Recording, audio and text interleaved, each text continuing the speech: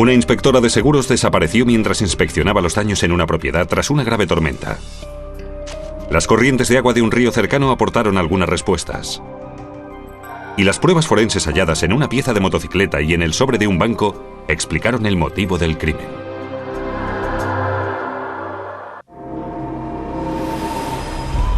El verano de 2004 hubo 4 huracanes en Florida en el espacio de 6 semanas que causaron más de $1.000 millones en daños. Miles de personas se quedaron sin hogar. Mucha gente sufrió pérdidas a causa de los huracanes. Meses y meses después de las tormentas se vieron plásticos azules sobre los tejados por todo el estado de Florida. En todo el estado, las compañías de seguros enviaron a sus inspectores para comprobar las reclamaciones por los daños sufridos. Uno de los inspectores era Kate Frosley, de 25 años. Era su primer trabajo después de graduarse en la universidad. En un breve espacio de tiempo nos afectaron el primer, el segundo, el tercer y el cuarto huracán. La gente estaba totalmente abrumada.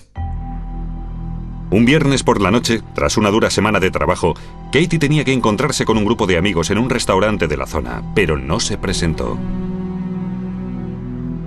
Ni su familia ni sus amigos supieron nada de ella durante todo el fin de semana. Mi mujer llamó a Katy repetidamente para decirle que no conseguía localizarla y que no sabía dónde estaba. Había mantenido una relación de 4 años con un chico, pero habían roto y vivía sola. Y por primera vez en su vida tomaba sus propias decisiones. La mejor amiga de Katie, Amy, tenía una llave del apartamento de Katie y decidió entrar. Todo estaba perfectamente en orden. Aunque nadie había dado de comer al gato, y Katie no estaba allí. Enseguida supo que algo andaba mal y me llamó y me dijo: no quiero alarmarla, pero estoy muy preocupada por Katie. No sé dónde está y no consigo localizarla. La policía buscó el coche de Katie, un Chevrolet Impala de color marrón. El jefe de Katie dijo que en su última visita del viernes por la tarde tenía que comprobar una reclamación por goteras en el tejado en una casa de la zona de Sulphur Springs, en Tampa. Conocía el tipo de barrio en cuestión. Era un barrio muy peligroso. Por alguna razón, Katie tuvo problemas para localizar la casa. Amy estaba en la oficina consultando el mapa y dio instrucciones a Katie para encontrar la casa. Según la compañera de trabajo de Katie, finalmente esta consiguió hallar la casa. De pronto apareció alguien y Katy dijo a su compañera: creo que alguien se acerca al coche, te llamo luego. Y esta fue la última vez que alguien habló con ella. Los padres de Katie fueron a una casa, situada en el número 1503 de la calle East Mulberry, y hablaron con sus ocupantes, Jason Funk y Pamela Hinz, una joven pareja que se había mudado a la casa de alquiler 3 días atrás. Acabábamos de mudarnos y aquella gente llamó a nuestra puerta y nos preguntó: ¿han visto a Katrina Frosley por aquí? Y nos dijo: ¿han visto el coche de una aseguradora? Jason y Pamela dijeron a los Frosley que no habían visto a Katie el viernes porque no estaban en casa. Pero les informaron de algo más. Les dijeron que no les constaba que hubiera goteras en su tejado y que el propietario no les había informado de que un inspector de seguros vendría a examinarlo. Solo a 1,5 kilómetros, en el aparcamiento de un bar, los padres de Katie encontraron su coche abandonado y llamaron a la policía. Estaba abierto y las llaves de Katie aún estaban en su interior. Lo primero que pensé fue que Katie estaba en el portaequipajes. Por un lado quería que el policía lo abriera, pero por otro no lo quería. No me atreví a mirar. Y cuando la policía abrió el portaequipajes se hizo un gran silencio. Los investigadores temían que el cuerpo de Katie Frosley se encontrara dentro del portaequipajes cerrado de su coche. Pero no estaba allí. Lo único que encontraron fue el bolso de Katie. Faltaban el dinero y las tarjetas de crédito. Fue un alivio ver que no estaba allí. Pero al no encontrarla, teníamos que seguir buscando. Y no sabíamos dónde buscar. Los científicos forenses buscaron pruebas en el interior del coche. No encontraron restos de sangre ni huellas digitales, pero hallaron células de piel en el volante. Tomamos muestras del volante y las analizamos en el laboratorio y realizamos pruebas de ADN con ellas. Y encontramos una mezcla de ADN de por lo menos 2 personas. Una de ellas era Katie Frosley. El otro ADN probablemente pertenecía a su asesino. Aparte de un sobre vacío de un banco, los investigadores no encontraron nada más. Era evidente que lo que le había sucedido a Katie no había tenido lugar dentro de aquel coche. La policía interrogó a los residentes y trabajadores de la zona.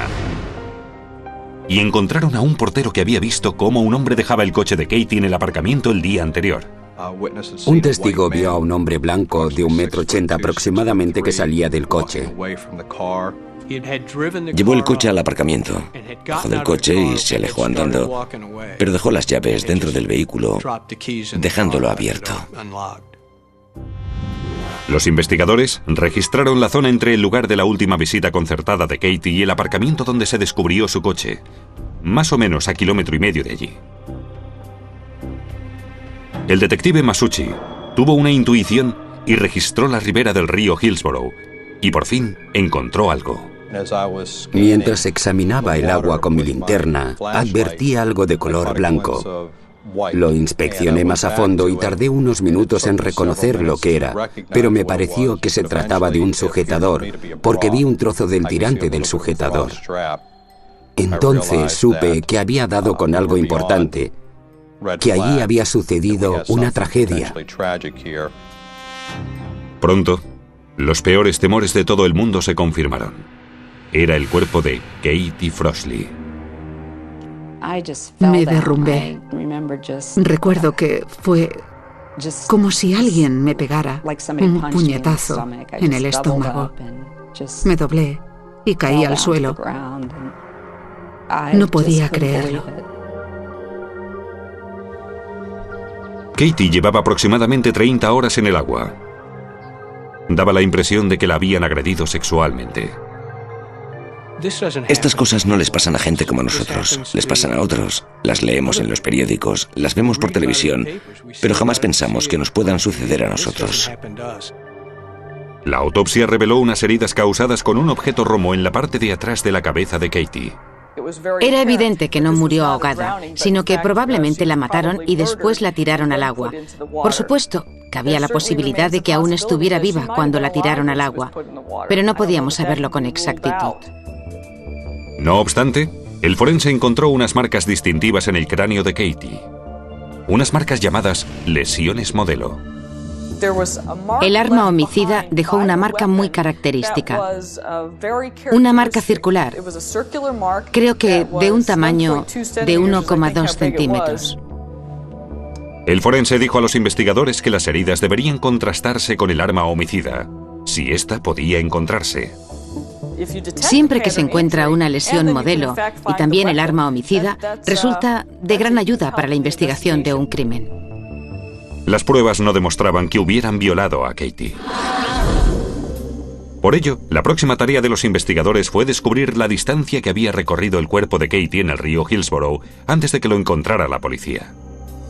Así, se podría determinar la escena del crimen. Es una fórmula relativamente sencilla. A partir del lapso de tiempo que un cuerpo lleva en el agua, se puede deducir la distancia que ha recorrido si se conoce la velocidad de la corriente. Los investigadores realizaron un importante hallazgo al saber que había una presa a unos kilómetros más atrás. Cuando ésta se abría, la velocidad de la corriente del río aumentaba significativamente. En el espacio de 28 horas entre el momento en que creíamos que el cadáver de Katie fue arrojado al agua y el momento en que lo encontré, la presa estaba cerrada. Ello significaba que el cuerpo de Katie entró en el agua muy cerca de donde fue encontrado. A partir del momento en que se halló el cadáver de Katie Frosley en el río Hillsborough, la policía dedujo que la casa del 1503 de la calle East Mulberry podría ser la escena del crimen. Estaba solo a unos 30 metros del lugar donde se descubrió el cuerpo de Katie. La pareja joven que vivía allí estaba impresionada por lo que había sucedido, e insistía en que no estaba en su casa la tarde en que se cometió el crimen. Aquella gente decía no saber lo que había podido suceder en su casa. En aquella época mi estado emocional estaba algo alterado, pero no estaba tan nervioso como mi novia. Soy una persona más realista. Lo que había sucedido estaba fuera de mi control y del suyo, y pensé, relájate, deja que las cosas sigan su curso. Vivían en una casa de alquiler y el propietario avisó a la compañía de seguros de Katie que había goteras en el tejado. El padre de Katie, Jeff Froshley, tomó cartas en el asunto por su cuenta e interrogó personalmente al propietario. Este le dijo que había mandado a Katie allí, pero que no la vio ni habló con ella. Se comportó de un modo sospechoso. Pero el propietario tenía una coartada. Estuvo con uno de sus empleados la mayor parte del día 12, cuando se supo la desaparición de Katie. Pensamos que el propietario probablemente no comunicó a sus arrendatarios que Katie iba a ir a su casa aquel día. En su búsqueda de sospechosos, los investigadores decidieron comprobar los registros de las tarjetas de crédito de Katie para comprobar si alguien las había usado después de su asesinato. Resultaba evidente que se trataba de un tiro a ciegas, ya que pocos delincuentes suelen ser tan ineptos. Pero su asesino lo era. Realizamos 4 intentos y el cuarto dio resultado y nos abrió una nueva serie de pruebas. Los investigadores fueron a todos los lugares en que se había usado la tarjeta de crédito de Katie. Uno de ellos era un supermercado. Y el vídeo de la cámara de vigilancia reveló que un hombre blanco de 1,80 m usó la tarjeta de crédito de Katie. Según el dependiente, el cliente le dijo que la tarjeta pertenecía a su novia. Pero en lugar de firmar con el nombre de Katie, este firmó con el suyo propio. Se trataba de Jason Fan, el inquilino de la casa de la calle Mulberry. Nos quedamos pasmados ante su estupidez. No comprendo cómo se le ocurrió algo parecido ni cómo pudo pensar que un acto tan claramente estúpido podría tener éxito. En el jardín de Jason, los investigadores encontraron un hoyo para encender fuego. Allí hallaron fragmentos de una alfombra quemada y una hebilla de cinturón quemada. El objeto encajaba perfectamente con el estilo y el tamaño del cinturón que Katie llevaba puesto aquel día. Entonces, los investigadores entraron en la casa. Enseguida advirtieron lo que parecía una mancha de sangre en el dintel de la puerta trasera. Y en el techo de la sala de estar había salpicaduras de sangre. Cuando las vi pensé inmediatamente que me encontraba en el lugar exacto en que murió Katie Froshley por la altura de las manchas de sangre.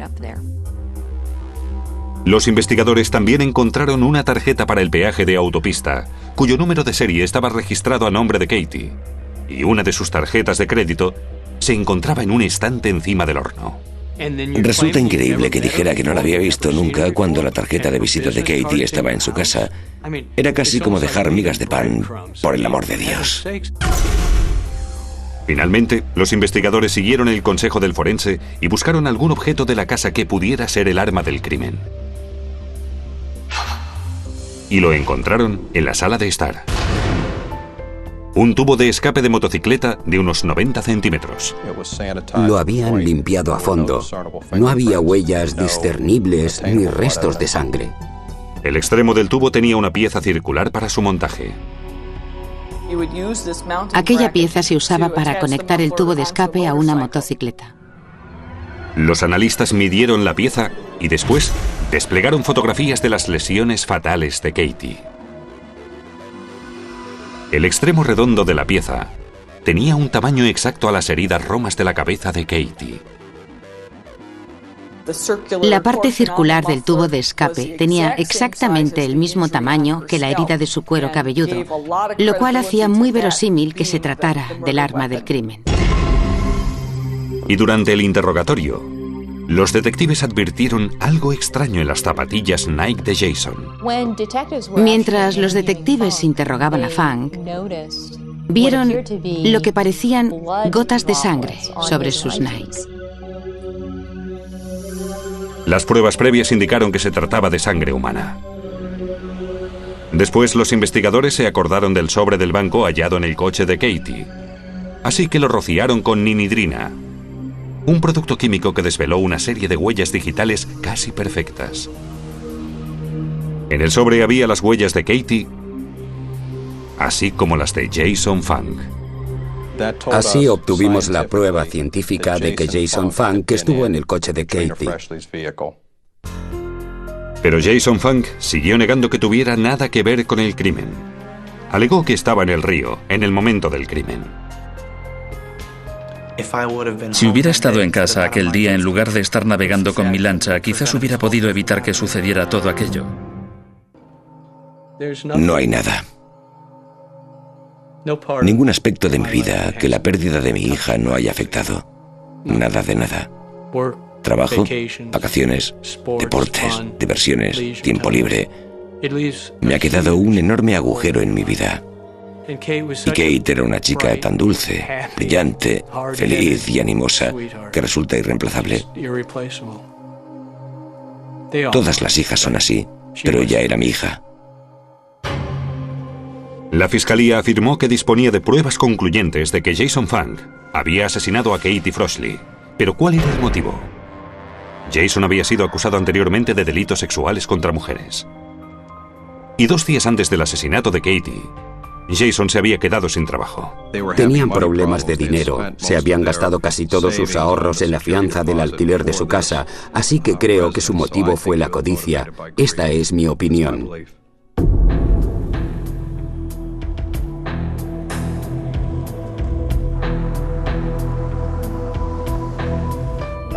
Los investigadores sabían que Katie llegó a la casa de Funk porque comunicó a su compañera de trabajo que había conseguido localizarla. Y opinaban que Jason fue el hombre que la abordó.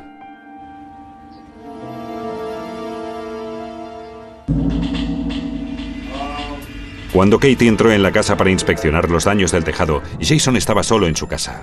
Su novia, Pam, estaba en su trabajo. La fiscalía suponía que Jason la acosó sexualmente, aunque no podía saberse con seguridad. Lo que demostraban las pruebas es que Jason cogió el tubo de escape de la motocicleta y golpeó a Katie en la parte de atrás de la cabeza. Así se produjeron las salpicaduras de sangre en el techo y en las zapatillas de Jason. Cuando este salió de su casa con el cuerpo, la sangre de Katie manchó el dintel de la puerta trasera. La casa estaba lo bastante escondida para que Jason pudiera arrojar el cuerpo en el río sin ser visto.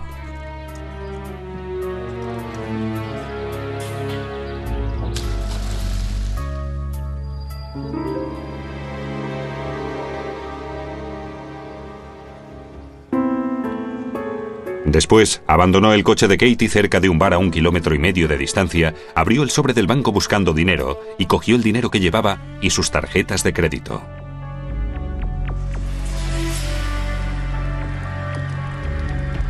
Quemó la alfombra de la sala de estar manchada de sangre y la ropa de Katie para eliminar las pruebas. También limpió el arma del crimen. Pero había tantas pruebas que su esfuerzo apenas mereció la pena. Usar su tarjeta de crédito y firmar con su propio nombre fue un auténtico clásico. Katie estaba en el lugar equivocado, en el peor momento, y fue víctima de algo de lo que jamás debió ser víctima.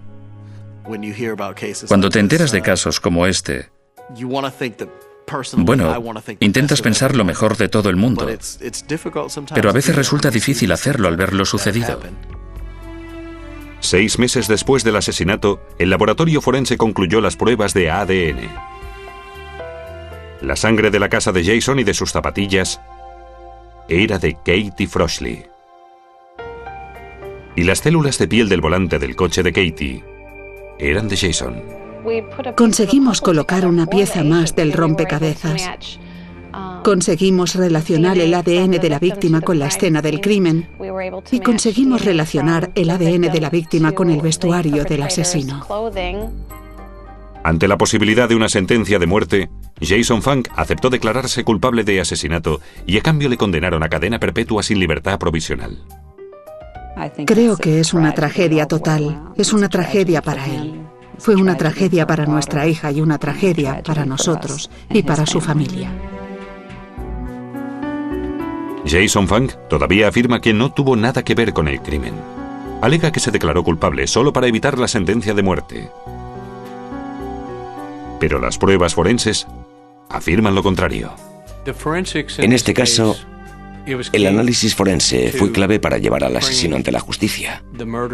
Realizaron una labor increíble y siempre les estaremos agradecidos por su trabajo. El asesino negó firmemente su crimen a lo largo de todo el proceso y creo que sin los forenses no hubiera sido posible condenarle.